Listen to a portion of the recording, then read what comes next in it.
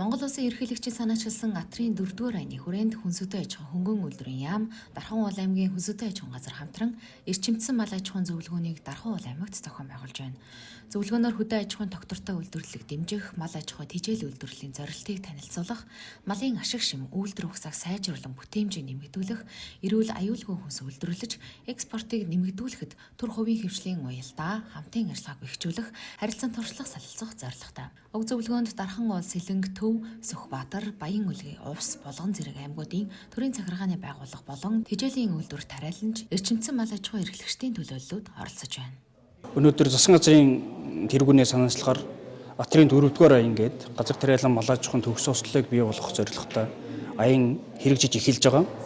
Тийм учраас одоо энэхүү аяны хүрээнд эрчимдсэн мал аж ахуйн эрхлэгчид олгогдож байгаа хөнгөлөлттэй зээлийн нөхцөл төрлүүд, тэгээ эрчимдсэн мал аж ахуйн эрхлэгчдэд олгох одоо бусад төрлийн төрийн үзүүлэх дэмжлэгүүдийн талаар танилцуулах зорилготойгоор эрчимдсэн мал аж ахуйн эрхлэгчдийн зөвлөгөөнийг Дархан уул аймагт зохион байгуулж байгаа. Малчид фермерүүд бол ер нь нэлээд идэвхтэй байна. Саналууд бол нэлээд их ажил хэрэг саналууд гарч байна.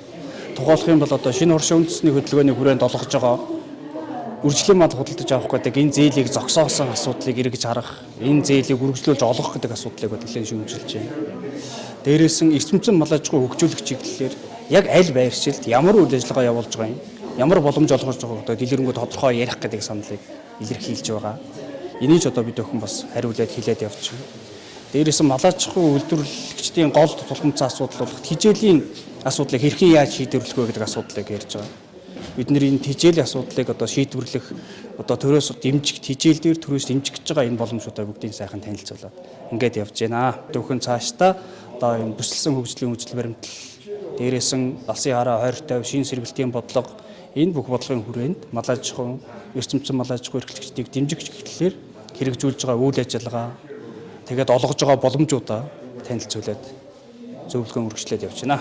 Энэ үеэр малчид фермерүүд шинэ хоршоо хөтөлбөрийн хүрээнд олгож буй үржлийн мал худалдаж авах зээлийг зогсоосон асуудлыг эргэж харах, эрчимдсэн мал аж ахуйн хөгжүүлэх чиглэлээр тэжээл бэлтгэх газрын асуудлыг шийдвэрлэх, хагас эрчимдсэн мал аж ахуйг дэмжих зэрэг өөрсдийн тулгамдж буй асуудлаа дэвшүүлж шийдлийг хэлэлцэж байна.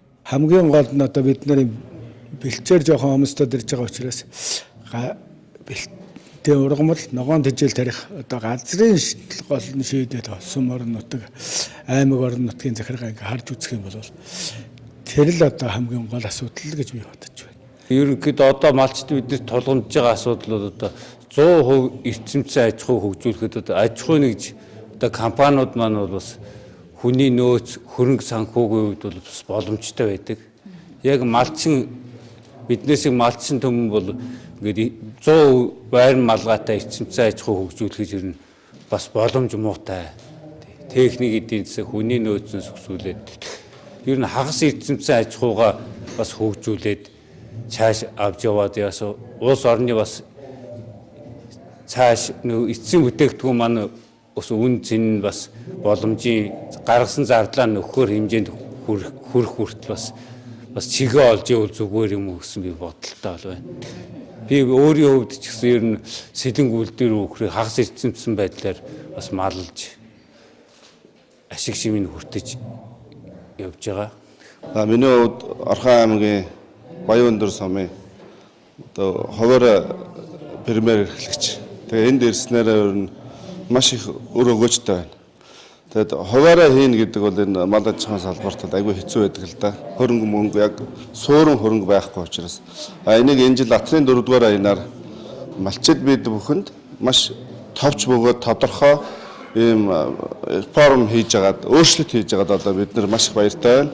Энд ирснээр маш их мэдлэг болцоо одоо юу гэдэг бусад малчтаас одоо туршлага судалж маш их зөвлөгөөнд оролцсноороо баяртай. Ер нь бол их гоё юм болж байна л гэж хувьдаа бодож байна да. Фермер хуваарь фермер эрхлэгч Эрдэнэчлэн гэж юм байна. За энэ юунд зөвлөгөөндөө ирснээрээ юу одоо орон нутагта манай Сүхбаатар аймагт одоо орон нутагта нэг дундын гошоо бий болгосон.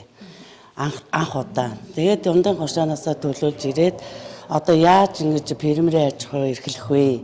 Яаж ингэж сүүн бүтээгдэхүүнээ орон нутгийнхаа сургуулийн үдийн хөтөлбөрт хувь нэмрээ оруулах уу гэдгийг дуршлаад юуг нь үзэхийн туршлага одоо судлахын зорилгоор ирчгээд их гоё юм сонсож үзэж олонтойгоо одоо ийм сайхан байна.